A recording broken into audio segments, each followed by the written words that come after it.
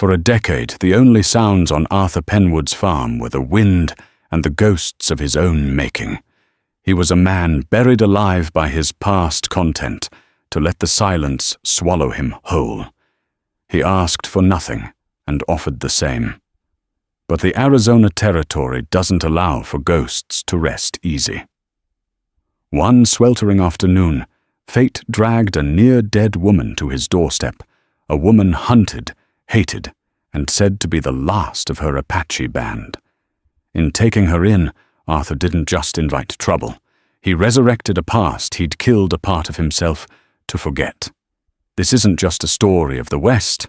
It's the story of how a man who had forgotten how to live was taught by a woman who refused to die. Dust was the first thing and the last thing.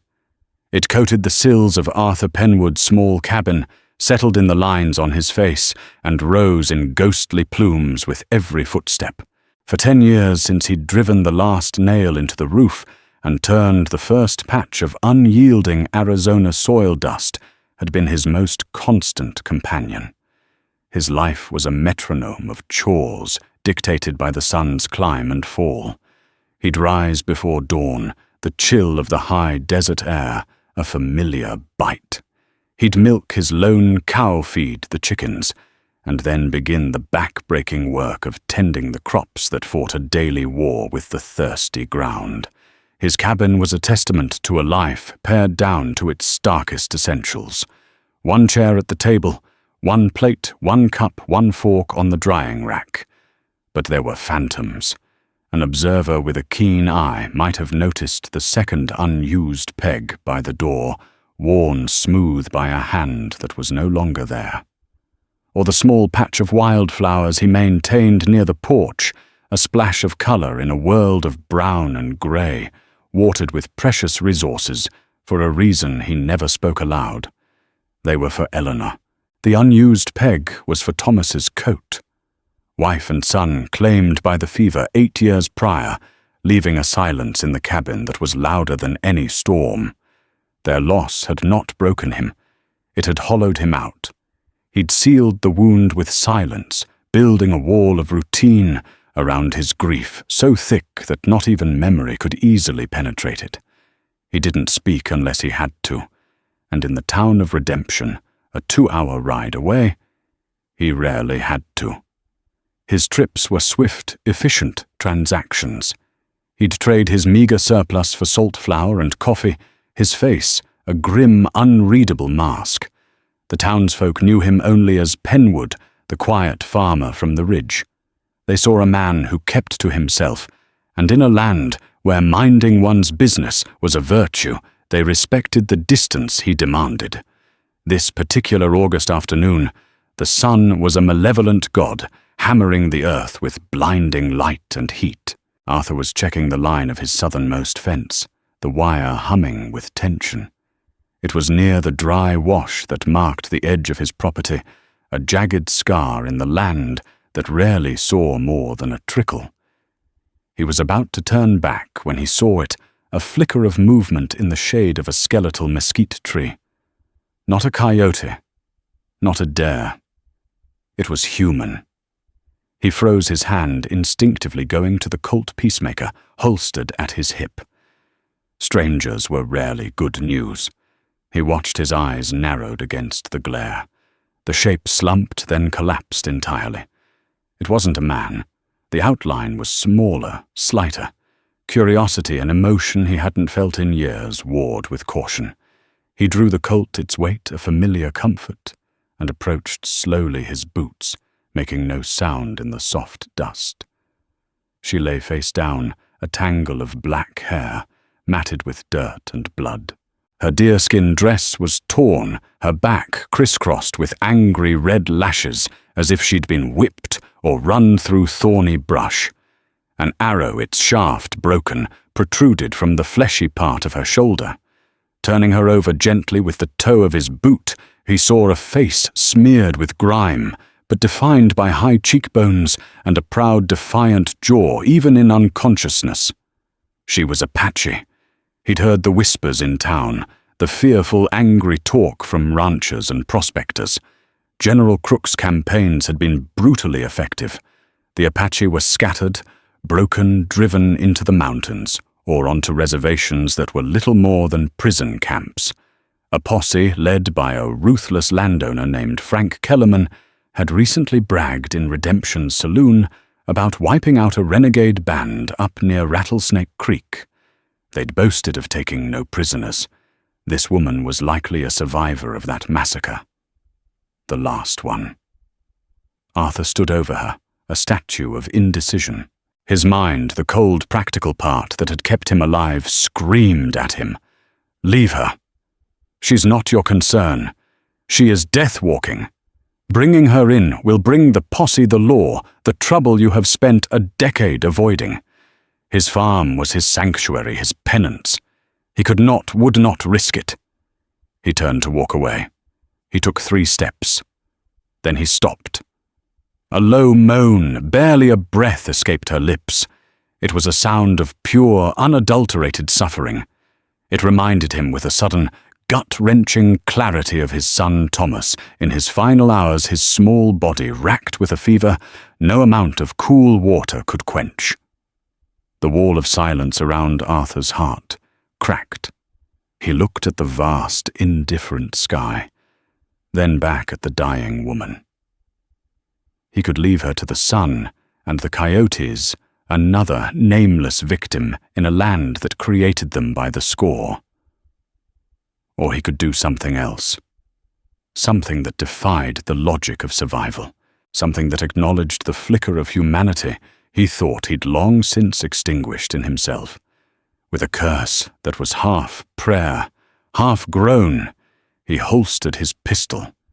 He knelt, sliding his arms carefully beneath her, mindful of the arrow. She weighed almost nothing, a bundle of sharp bones and surprising heat. As he lifted her, her eyes fluttered open. They were black deep, and for a fleeting second, filled with a wild, untamable fire of pure hatred. It was the look of a cornered animal. Then they glazed over and closed. He carried her back towards the cabin, each step feeling heavier than the last.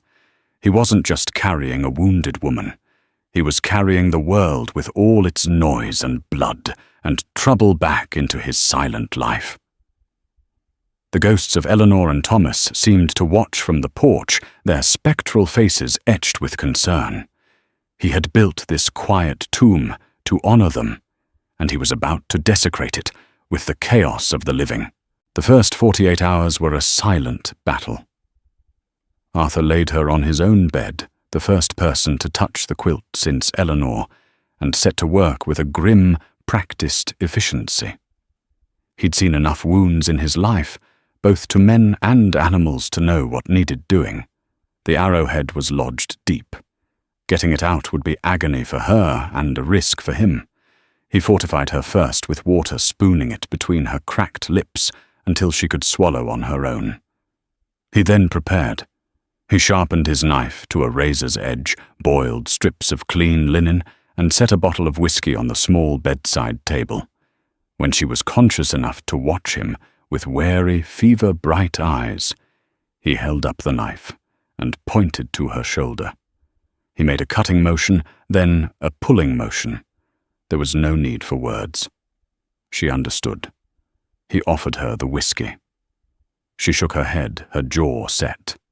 He expected her to fight, to scream, but she did not. She gripped the bedpost with her good hand, her knuckles turning white, and stared at a crack in the ceiling as he worked. He was quick. A deep, precise cut. A sickening pull as the barbed metal head resisted, then released with a squelch of blood. She didn't make a sound, but a single tear traced a clean path through the dirt on her cheek. Arthur felt an unwelcome pang of admiration. He'd seen hardened cowboys shriek like children for less. He cleaned the wound, packed it with a poultice of yarrow he grew for his livestock, and bound it tightly. For 2 days she drifted in and out of a fevered sleep. He sat in the lone chair, moved to the bedside, cleaning the wound, forcing water and thin broth into her. In her delirium, she spoke in her own tongue, words that were harsh and guttural to his ear, but laced with an unmistakable current of grief. He heard the same names repeated over and over. He didn't understand the language, but he understood the sound of loss. On the third morning, the fever broke. He walked in from the barn to find her sitting up, her dark eyes clear and alert. The hatred was gone, replaced by a deep, impenetrable watchfulness. She looked at him then, around the small, sparse cabin. He placed a bowl of stew and a cup of water on the table and retreated to the porch, giving her space. From the corner of his eye, he watched her. She moved with a stiff grace, testing her weight. She ignored the stew at first, instead drinking the water greedily. Only then did she approach the food, eating slowly, deliberately, like an animal, ensuring it wasn't a trap. Their communication was a language of gestures. He needed to mend the fence near the wash. He picked up a post-hole digger and gestured to the south. She simply nodded. When he returned hours later, he found a small pile of roots on the table. He raised an eyebrow. She pointed to the roots, then mimed digging, then pointed to the fading bruise on his forearm where a calf had kicked him. She crushed one of the roots and rubbed it on her own skin. A salve! He grunted his thanks, and that night he tried it. The cool paste eased the ache immediately. A routine formed as unspoken as his grief. He would do his farm work. She, once her strength returned, took over the small domestic tasks he'd always hated. She mended his torn shirt with a skill that was nothing short of artistry, using thread she'd stripped from a yucca plant. She was impossibly quiet, moving through the cabin like a shadow. Sometimes he would turn, thinking he was alone, and find her sitting by the window, watching the horizon with an unnerving stillness. She was watching for riders. He was too. He learned her name by accident. He was attempting to fix the handle on a bucket, cursing under his breath as the wood splintered. Frustrated, he threw it down. From her corner, a single soft word emerged. "Tasnima." He turned. She was looking at him, and for the first time her expression wasn't wary or watchful. It was open. She pointed to her chest. "Tasnima." He paused, the frustration draining away. He pointed to his own chest. "Arthur." She nodded, repeating the name softly, testing its shape. "Arthur." It was the first crack in the silence that had defined their coexistence. Later that week, another emerged. The summer was a tinderbox, the rains long overdue. The creek was a ghost of itself, and the water in his well was getting lower. His corn stalks were yellowing their leaves, curling in on themselves. He stood looking over the failing crop one evening, the worry a physical weight in his gut. Tasnima came to stand beside him.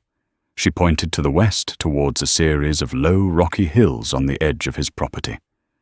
Then she made a sign for water, her fingers trickling downwards. She pointed to the ground, then to the hills again, insistent. He'd been over that ground 100 times. It was useless rock. He shook his head. She was persistent, tugging his sleeve and pointing again, her eyes conveying an urgency he couldn't ignore. Skeptical but with little to lose, he followed her.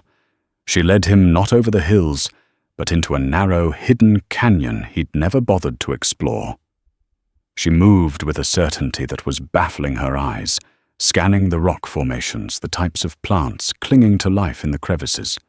She stopped at a place that looked no different from any other, a sheer rock face shaded by a scraggly juniper. She pointed to a patch of moss greener than anything else in the canyon. She knocked on the rock below it. It sounded different, less solid. Taking his pickaxe, Arthur swung it against the spot. The rock gave way with surprising ease, crumbling into shale and dust. Behind it was a dark, damp hollow, and from a fissure deep inside, a tiny, steady trickle of water seeped out, cool and clean.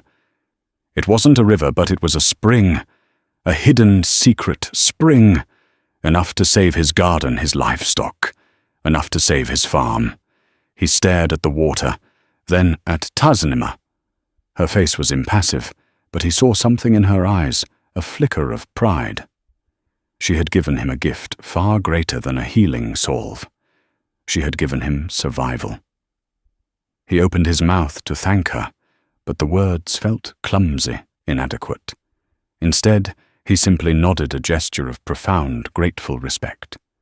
She nodded back.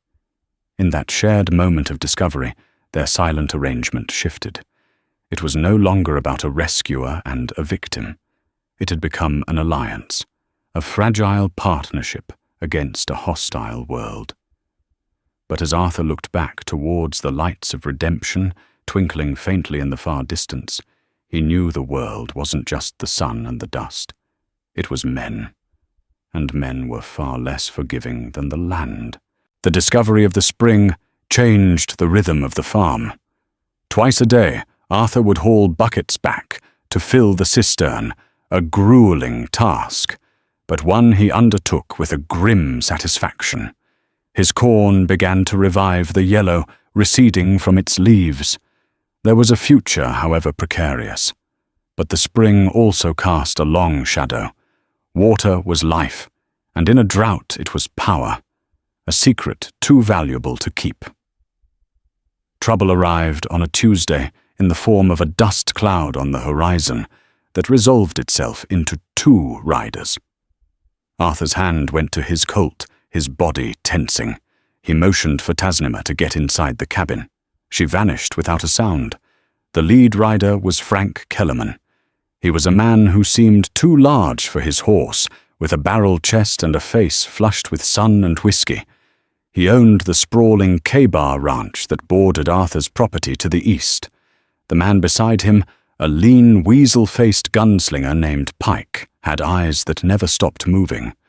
Penwood, Kellerman boomed his voice, falsely jovial. He swung down from his saddle, his spurs jingling.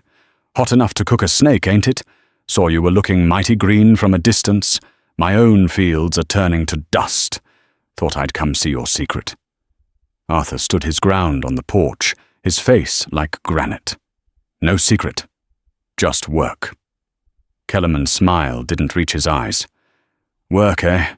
I pay good money for men to work my land, and it's as dry as a bone. Your little patch here looks like a garden in paradise." He let his gaze wander over the farm, lingering on the full water trough for the cow.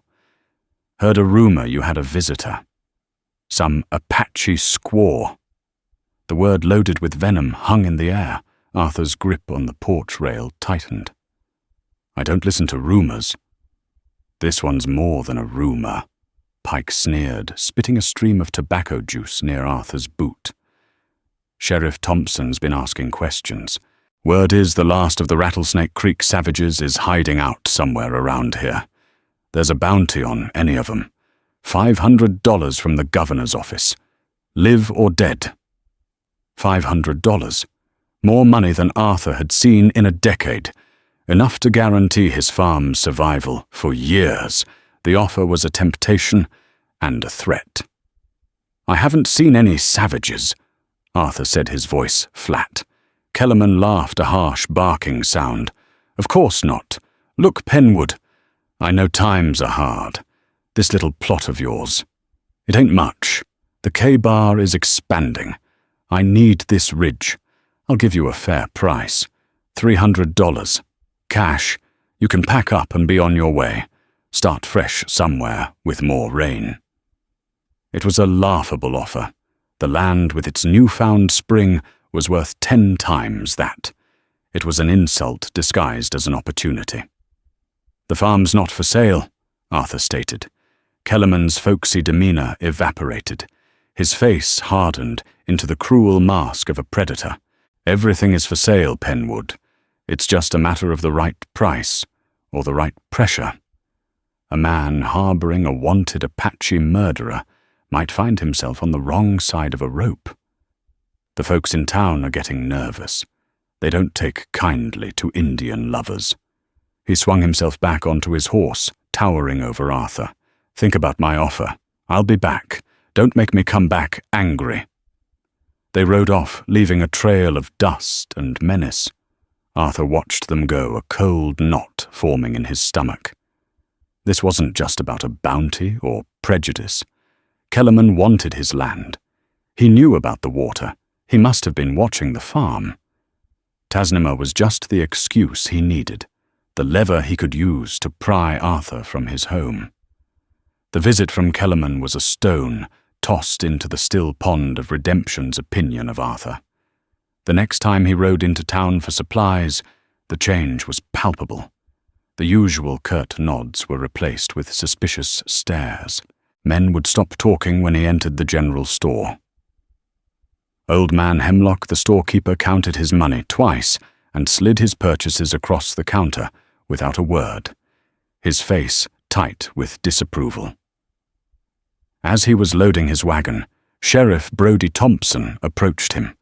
Thompson was a former Texas Ranger, a tall, weary man who wore his badge like a burden. He was fair, but he was also a politician who understood the temper of his town. "Arthur," he said, his voice low, "I need to talk to you." They stepped into the alley between the store and the smithy. The smell of coal smoke and manure was thick in the air. "Kellerman's been stirring up a hornet's nest." The sheriff began, not wasting time. "He's telling anyone who'll listen that you're sheltering the Apache woman who escaped the creek raid. He says she was responsible for the deaths of the Miller family 2 years back." Arthur remained silent. He knew the stories about the Miller raid.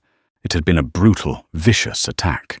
He also knew that any unsolved violence within 100 miles was automatically blamed on the Apache. "Is it true, Arthur?" Thompson asked, his eyes searching Arthur's face. "Are you harboring her?" Arthur thought of Tasnima's quiet dignity, the way she had tended his wound, the life-giving spring she had found. He thought of the terror in her eyes when he'd first found her. He looked the sheriff dead in the eye. "There's a woman at my farm. She was wounded. I'm tending to her." Thompson sighed, rubbing the back of his neck. "Damn it, Arthur. You know what this looks like. The circuit judge is due in a month.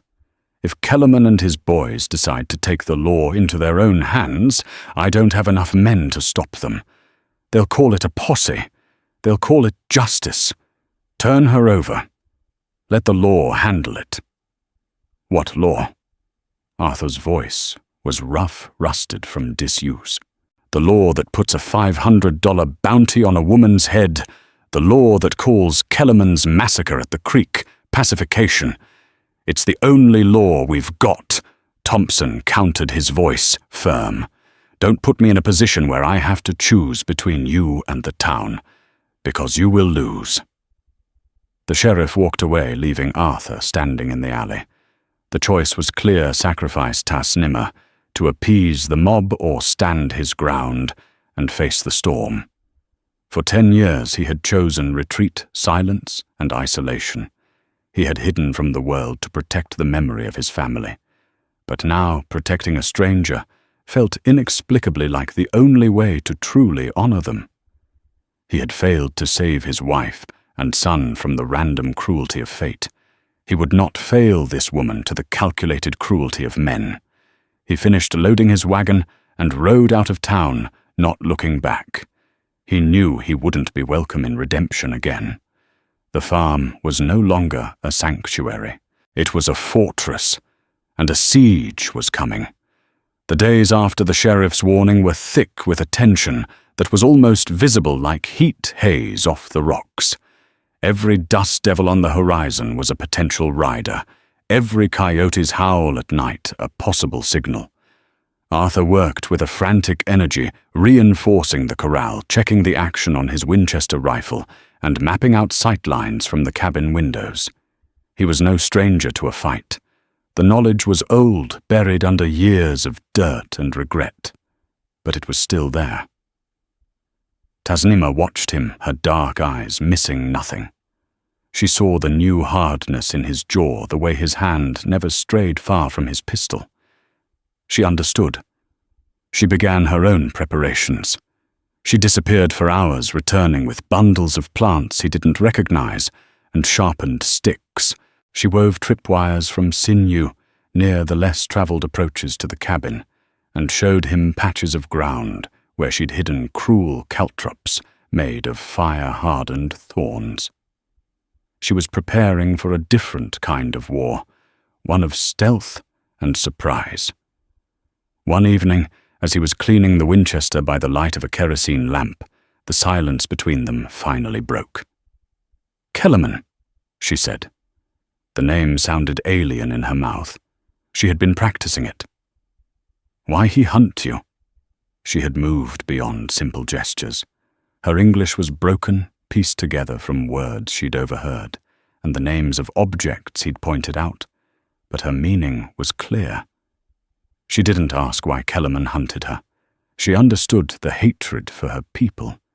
She wanted to know why the landowner's malice was so personal, so focused on him. Arthur stopped cleaning the rifle. He looked at the weapon in his hands, its polished wood and blued steel. It was a tool of death, and it felt unnervingly familiar.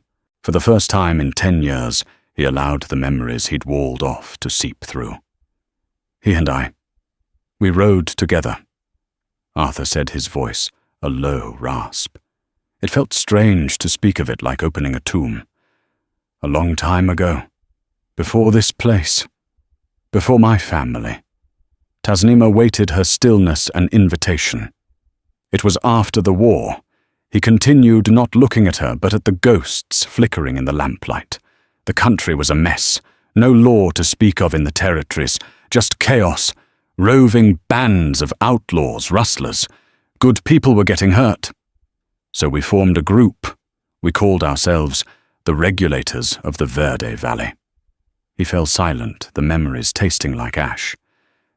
At first it felt right. Noble. We protected homesteaders. We tracked down men who had committed terrible crimes and delivered our own justice because no one else would. Kellerman was one of us. So was Pike. "Justice," Tasnima repeated softly. It was a word she understood. "We thought it was justice," Arthur corrected, a bitter edge to his voice. "But the line between justice and vengeance gets blurry when you're the one holding the rope. We got harder, colder. Kellerman, he enjoyed it. The power, the fear.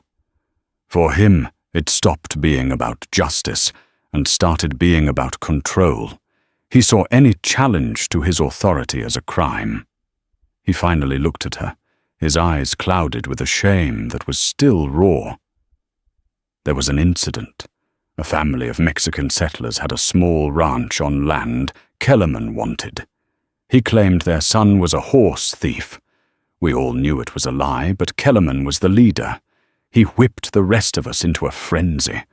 We rode down on their homestead at night." He didn't need to describe the fire, the screams. The images were burned onto the back of his eyelids.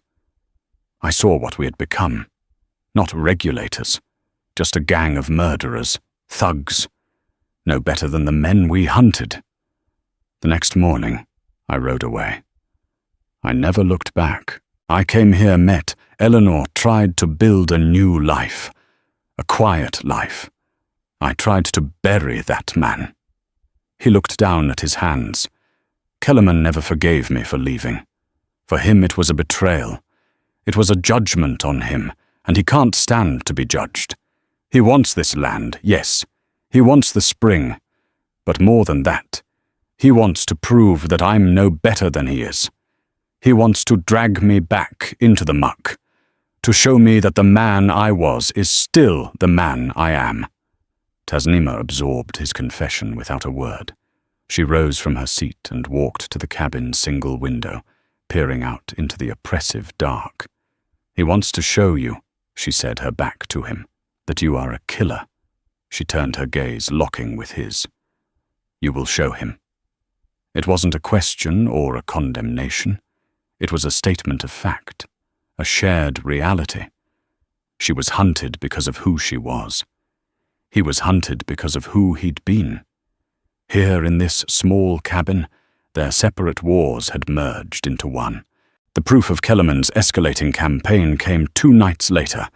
Arthur was woken not by a sound, but by a smell. Acrid smoke. He grabbed the Winchester and burst out the door. The hay in his barn was on fire. Flames licked up the dry timbers, casting a demonic dancing light across the farmyard. He and Tasnima worked with desperate speed, forming a bucket brigade from the cistern.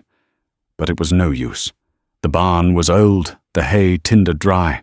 They could only watch as the roof collapsed, in a shower of sparks taking his winter feed, and a good portion of his tools with it. It was a crippling blow. As dawn broke, casting a pale, sickly light over the smouldering ruins, Tasnima's sharp eyes found what Arthur had missed in the chaos. Tracks. Not the clumsy boot prints of a single arsonist, but the signs of 2 men on horseback who had approached from the rocky outcrop to the north. One of them had been careless. He had dropped a silver concho, ornate and unique in its design. Arthur recognized it instantly. It was from the bridle of Pike's horse. But Tasnima found something more. She led him away from the barn towards the hidden spring. There, near the entrance, was a dark, oily stain on the ground, the smell of coal oil tainting the air. They had tried to poison his water. The only reason they'd failed was because Tasnima had insisted on covering the spring's entrance with a heavy flat stone each night, a precaution he'd thought excessive. The failed attempt on the spring was more chilling than the successful arson. It was an attack on the very heart of their survival. It was Kellerman's way of saying, "I can take everything." Arthur looked from the poisoned ground to the smoking skeleton of his barn, then to Tasnima. Her face was grim, her eyes hard. The time for defense was over. Kellerman had made his move, revealing his hand. He wouldn't stop. He would keep coming until the farm was his, and they were both either dead or gone. The silence Arthur had cultivated for a decade was gone, burned away with his barn. The man he had tried to bury was stirring. He picked up the silver concho, its metal cool against his skin. This was not the Verde Valley. He was not a regulator. He was a man protecting his home. But the methods, he realized with a cold dread, might have to be the same. The air grew still in the days following the fire. It was the unnatural quiet before a thunderstorm, a silence born not of peace, but of anticipation. They knew Kellerman would not be satisfied with burning a barn. That was just the opening salvo. The final assault would be for the land itself. Arthur and Tasnima worked without speaking, their shared purpose, a bond stronger than words. Arthur barricaded the windows, leaving small slits for a rifle barrel. He positioned his meager resources, the Winchester the Colt, and an old double-barreled shotgun, along with all the ammunition he possessed at strategic points inside the cabin. The cabin was small, built of thick timber, its location on a slight rise, giving them a clear view of the approaches. It was a defensible position, but they were only 2. Tasnima's preparations were more subtle. She showed Arthur the tripwires she had set, which were now connected to piles of old cans and scrap metal that would create a racket if disturbed. She dug shallow pits on the main trail, covering them with brittle branches and dust. She had her bow, a weapon of silence and speed, and a quiver of arrows she had fletched herself. Her greatest weapon, however, was her knowledge of the terrain. She was a ghost in the landscape that Arthur had only ever seen as a challenge to be farmed. The attack came just after dawn 3 days later. A thin sliver of sun was cutting across the valley floor when Tasnima, posted at the east window, touched Arthur's arm. "They come," she whispered. Arthur looked. 4 riders moving slowly, using the rising sun at their backs to obscure their approach. He recognized Kellerman's bulk in the lead with Pike beside him. The other two were hired guns from the K-Bar hardmen, with rifles resting easy in their saddles. They stopped 100 yards out, just beyond effective pistol range. Kellerman hailed the cabin. "Penwood, last chance, send out the squaw and ride away. I don't want to kill you, Arthur. But I will." The lie was so bald-faced it was almost comical. Arthur raised the Winchester to the firing slit. "This is my property, Frank. Turn around and leave." Kellerman laughed, the sound carrying in the clear morning air. "Property law is about to be suspended." He raised his arm and brought it down in a sharp chop. The four men spread out, dismounting and taking cover behind rocks and the sparse cover of creosote bushes, preparing to advance on foot. The first shot was not from Arthur's rifle. It was the sharp thwack of Tasnima's bow. One of Kellerman's men, moving between boulders, suddenly cried out and clutched his thigh, an arrow sticking out of it. He scrambled back behind cover, cursing. The surprise attack gave them a moment's pause, but it was shattered by the roar of Kellerman's rifle. A slug tore through the cabin wall, showering splinters near Arthur's head. The siege had begun. What followed was a deadly chess match. Arthur was a creature of the cabin, moving from window to window, laying down methodical suppressing fire with the Winchester. He wasn't trying for kills, not yet. He was trying to pin them down to make any advance costly. His shots kicked up dirt near their positions, forcing them to keep their heads down. Tasnima was a creature of the earth. In the chaos of the opening exchange, she had slipped out the back door, melting into the rocky landscape behind the cabin. Arthur knew her plan. They had discussed it with gestures and maps drawn in the dirt. She was to be his phantom army. An hour passed. The sun climbed higher, beating down on the attackers. Pike, ever the weasel, tried to flank the cabin from the west, crawling through a shallow ditch. Arthur laid down fire on the main group to keep them occupied, his heart pounding with the hope that Tasnima was in position. He heard a sudden choked cry from the west, followed by silence. Pike did not reappear. One down. Kellerman grew enraged. He and the remaining two men began a concerted rush, firing as they ran, hoping to overwhelm the cabin with sheer volume. Slugs hammered the log walls. A bullet shattered the water pitcher on the table. Another tore through Arthur's sleeve, stinging his arm.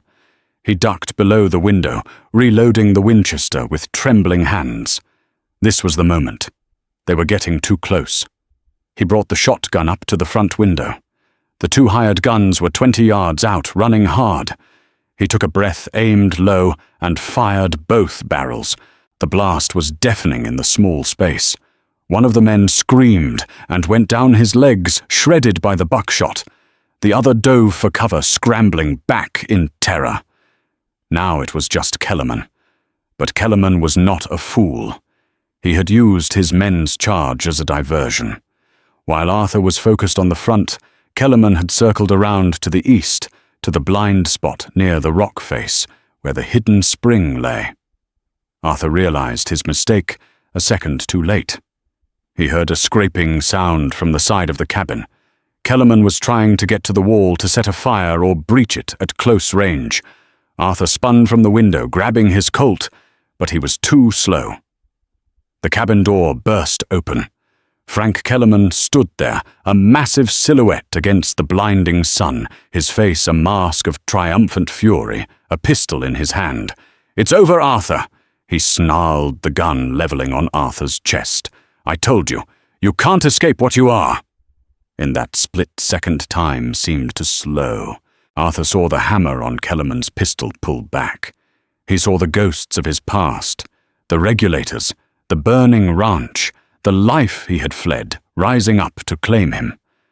Then a shadow moved from the corner of the room. A shadow Arthur himself had forgotten was there. Tasnima. She hadn't flanked them from outside.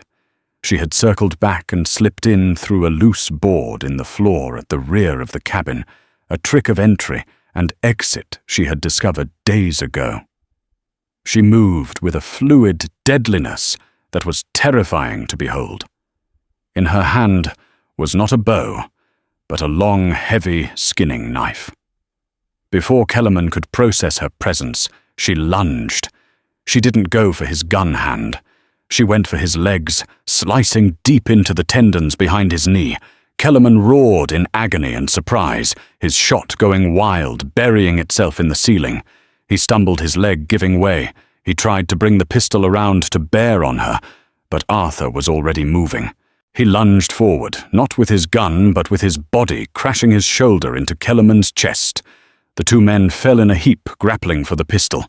It was a raw, brutal fight. Kellerman was stronger, but Arthur was fueled by a desperate, righteous fury he hadn't felt in years. He wasn't the regulator. He was Eleanor's husband. He was Thomas's father. He was a man defending his home.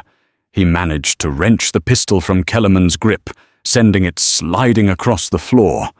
Kellerman, bellowing with rage, got his hands around Arthur's throat. Black spots danced in Arthur's vision. He was losing. Suddenly Kellerman's grip loosened. His eyes went wide with shock. He gasped a wet, rattling sound and slumped sideways. Standing over him was Tasnima, her face splattered with blood. In her hand was the heavy iron skillet from the hearth, its edge dented. Arthur scrambled back, gasping for air, his throat burning. He looked at Kellerman unconscious, but still breathing on the floor. He looked at Tasnima, fierce and loyal, a warrior who had saved him in his own home. He looked at the chaos around them, the splintered walls, the broken door, the smell of gunpowder and blood. The silence that followed the battle was profound. It was not the silence of peace, but the silence of survival. They had won. The siege was over. But as Arthur heard the sound of approaching horses, too many horses to be the rest of Kellerman's men, he knew the war wasn't finished. The sheriff had arrived.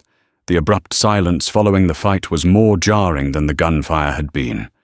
It was a vacuum, filled only by the ringing in Arthur's ears, the ragged sound of his own breath, and the low groans of the wounded man outside. He stood in the wreckage of his home, looking from Kellerman's unconscious form to Tasnima, who held the bloodied skillet with the steadiness of a soldier holding a rifle. In her eyes, he saw no triumph, only a grim, weary finality. The siege was over. Then came a new sound, carried on the morning breeze, the rhythmic beat of approaching horses. It wasn't the scattered sound of Kellerman's remaining men fleeing, but the organized cadence of a posse. Too many horses. Arthur's brief sense of relief was immediately chased by a cold dread. The battle might be won, but the verdict was yet to be delivered. He met Tasnima's gaze. "The sheriff," he said the words heavy. He saw a flicker of the cornered animal in her eyes. Again, the instinct to flee. But it passed. She gave a slow, deliberate nod, placing the skillet back on the hearth. She would not run. They would face this together. Sheriff Brody Thompson crested the ridge first, pulling his horse to a halt. Behind him, a dozen deputized townsmen followed suit, their faces a mixture of apprehension and grim determination. Arthur recognized many of them. Henderson, the stout blacksmith, whose hammer rang from dawn till dusk. Two ranchers, the Patterson brothers, whose land bordered the K-bar on the far side, and old man Hemlock from the general store, looking profoundly out of place, with a shotgun resting on his saddle horn. They took in the scene with wide, shocked eyes, the K-bar hand, Finn, clutching his leg and groaning. The other man, whose name Arthur didn't know, lying still with a blood-soaked blanket thrown over him by one of the first deputies on the scene. Pike's motionless body in the ditch. The cabin itself looked like it had been in a war, its timbers pockmarked with bullet holes, the door hanging like a broken jaw. Thompson dismounted his movements, economical and cautious. His eyes, the eyes of a lawman who had seen too much, swept the scene, cataloguing every detail before he even spoke. "Penwood, come on out. Hands where I can see them." His voice boomed, leaving no room for argument. Arthur stepped through the broken doorway, raising his hands. The morning sun felt hot on his face, illuminating every speck of dirt, every drop of blood that stained his clothes. A moment later, Tasnima appeared behind him, her face an impassive mask. A low, angry murmur rippled through the posse. To them she was the incarnation of their deepest fears, the savage spectre from campfire stories. "What in God's name happened here, Arthur?" Thompson demanded, stepping forward, his pistol still in his hand, but pointed at the ground. Before Arthur could formulate a reply, a pitiful groan echoed from inside the cabin. It was Kellerman, stirring with perfect theatrical timing. "Sheriff, thank God he tried to kill me," he cried out, his voice thick with fake agony. The Patterson brothers rushed in, helping Kellerman limp into the sunlight. He leaned heavily on them, his face a mask of pain and calculated innocence. "It was an ambush, Sheriff, a trap," he rasped, pointing a trembling finger at Arthur. "We came to talk peaceably to ask him about the bounty on this murderer. And they just opened fire, him and that savage. They gunned down my men in cold blood." The posse's mood, already tense, curdled into outright hostility. Kellerman's words were the spark on dry tinder. He was one of them, a landowner, a white man. Arthur was an outcast, and he stood beside an Apache. The story Kellerman was weaving was simple, ugly, and exactly what they were conditioned to believe. Henderson, the blacksmith, shifted his grip on his rifle, his knuckles white. "He's an animal, Brody," Kellerman pressed, seeing his advantage. "An Indian lover and a killer. He's the one who should hang." "That's a lie," Arthur said. His voice, steady and clear, cut through the angry muttering. For a decade, he had let silence be his shield. Now he found his voice, and it felt like wielding a weapon he'd forgotten he owned. He looked not just at the sheriff, but at each man in the posse, meeting their gazes. "Frank Kellerman came here to kill us and steal my land. This wasn't a parley, it was an execution. He burned my barn to the ground 2 nights ago.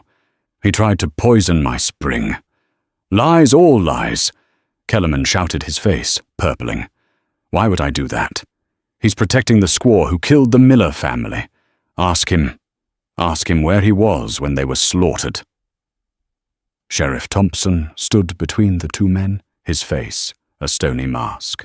He was a creature of the law, a fragile institution in a land that preferred the simplicity of the gun. He looked from Kellerman's histrionic performance to Arthur's resolute calm. "Proof, Arthur," the sheriff said, his voice strained but firm. "It's your word against his. In this town right now, his word carries more weight. I need proof." Arthur didn't hesitate. He walked forward, his hands still raised until he was standing before Thompson. Then slowly he lowered one hand to his pocket and pulled out the small, ornate piece of metal. He tossed it on the ground at the sheriff's feet, where it glinted in the dust. "That silver concho is from Pike's bridle," Arthur said evenly. "It fell off when he and another of Kellerman's men were running away from my barn 2 nights ago after they set it ablaze." One of the Patterson brothers, the younger one, squinted. "That's Pike's all right. Saw him showing it off in the saloon last month. Said he paid a Navajo smith a fortune for it." A flicker of doubt crossed the posse's faces. Before Kellerman could retort, Tasnima stepped forward. She did not speak to the sheriff. She walked past him, her head held high, and approached the wounded man, Finn, who shrank back as she neared. She knelt, looked at the arrow protruding from his thigh, her arrow, and then looked him square in the eyes. She said nothing to him, Instead, she stood and walked with an unerring purpose towards the hidden spring, beckoning the sheriff with a single sharp gesture. Wary Thompson followed her with Arthur and a few of the posse trailing behind. She stopped at the rock face and pointed to the ground, to the dark, oily stain. She scraped a bit of the contaminated dirt onto a stick and held it out to the sheriff. Thompson leaned in and sniffed. His face tightened. "Coal oil," he said, his voice low and dangerous. He looked back at Arthur. "You said he tried to poison your spring."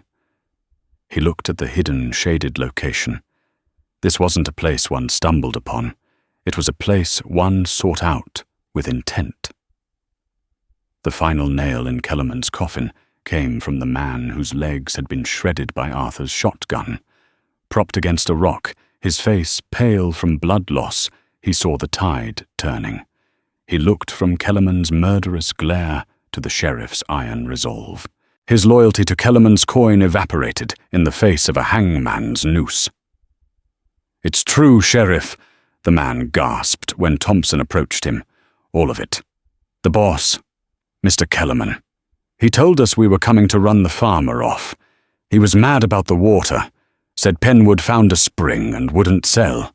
He said no one would miss an old hermit and an Apache, that we could claim the bounty and he'd take the land. The fire, that was him too. He ordered it."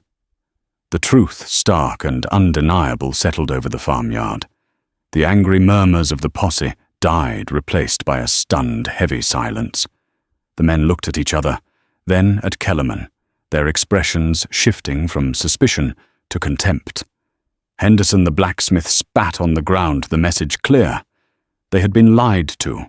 They had been manipulated into nearly becoming accomplices to a land grab and a double murder. Sheriff Thompson walked back to Kellerman, his movements slow and deliberate. His face was a thundercloud. "Frank," he said, his voice deceptively soft, "you're under arrest. You can't—" Kellerman blustered, his bravado crumbling. "I'm a respected man in this territory. You're a thief and a killer." Thompson snarled, his voice suddenly whipping like a lash. He grabbed Kellerman by the collar. "You're under arrest for the attempted murder of Arthur Penwood and the woman Tasnima, for the murder of your own man, Pike, whom you led into this disaster, for arson, for conspiracy. Frank, I'm going to personally see to it that you either stretch a rope or spend the rest of your miserable life breaking rocks. Now get him on a horse." As the deputies hauled the screaming, cursing Kellerman away, the posse's demeanor towards Arthur transformed. It was awkward, clumsy, but genuine. The younger Patterson brother approached him. "Penwood, we were wrong to listen to him." Henderson the blacksmith clapped a heavy hand on Arthur's shoulder. "You need help with that barn, you come see me. No charge for a neighbor who stands his ground." They left one by one, leaving a stillness in their wake. In the weeks that followed, the story of the siege at Penwood Ridge became a cautionary tale in redemption, a story of how greed could poison a man, and how courage could be found in the most silent of places. Arthur's trips to town were different. The nods were friendly, the greetings sincere. Old man Hemlock extended him a line of credit. "To get you back on your feet," he'd said gruffly. The farm began to heal. Arthur, with the help of the Patterson brothers and Henderson's expertise, raised a new barn, its timbers smelling of fresh-cut pine. The work was hard, but it felt clean, honest. He was building, not just hiding. Tasnima, too, was planting new roots. She cultivated a small, thriving garden beside the cabin, coaxing life from the stubborn soil with a gentle wisdom that amazed him. The silence between them returned, but it was a different kind of quiet now. It was not the silence of isolation, but the comfortable silence of companionship. It was in the fresh bread she'd leave on the table for him, in the mended shirt he'd find, folded on his chair, in the second cup of coffee, He began to pour each morning without thinking.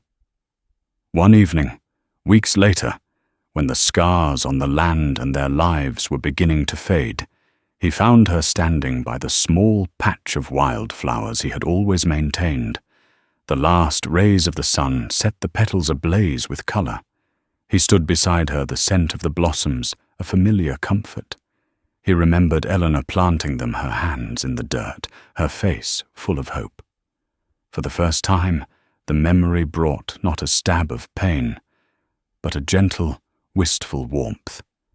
He felt as if she were watching and that she would understand. "Tasnima," he said, his voice soft. "In a book the sheriff owns, it says the name means dawn in a language from far away." She turned to look at him, her dark eyes searching his. There was surprise in them and something deeper. In all her life, she had been seen as many things: a daughter, a warrior, a savage, a survivor. But in that moment, he saw her simply as a person, her name, a thing of beauty and meaning. A slow, small smile touched her lips, a rare and precious sight. She looked away from him towards the horizon, where a single bright star was emerging in the violet twilight. She pointed to the emerging star, a symbol of the coming night, and then swept her hand across the horizon to where the sun had set and where it would rise again. Then she pointed from the horizon to him and then to herself. He understood. Not just a new day, a new world. Together. He had come to this ridge to bury his life in silence. He had built a tomb of routine and regret. But a dying woman had brought a war to his doorstep, and in fighting it, he had been resurrected.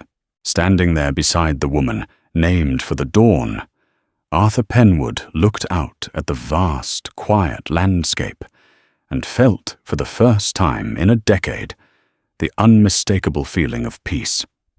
In the unforgiving heart of the West, survival was a daily battle. But the story of Arthur Penwood and Tasnima teaches us that the deepest fights are often waged within ourselves against the ghosts of our past, the silence of our grief, and the injustice of our world. Their alliance, born of desperation and forged in fire, reminds us that courage isn't the absence of fear, but the choice to act in spite of it. It shows that family is not always a matter of blood, but of the bonds we build with those who stand beside us when the world tries to tear us down. If this story of resilience, redemption, and the extraordinary power of human connection moved you, please take a moment to hit the like button. Share it with someone who appreciates a story with real heart. And most importantly, subscribe to our channel and ring that notification bell. Your support allows us to continue unearthing and telling these powerful tales from the annals of history. Thank you for listening.